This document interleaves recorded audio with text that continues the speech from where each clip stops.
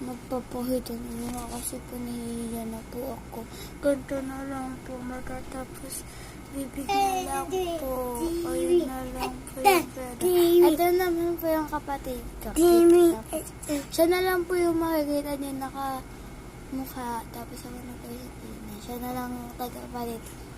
Nagkamukha naman kami. Favorite ko sa Origami Baby siya. Ang pangalan niya naman is Jackson.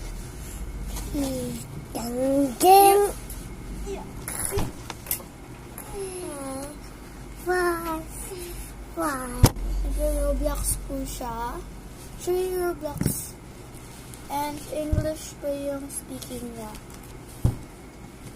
Hindi po siya nakakaintindi ng Tagalog. So, kailangan ko po mag-English. So, ayun na lang po. Bye-bye po. Ingat po kayo.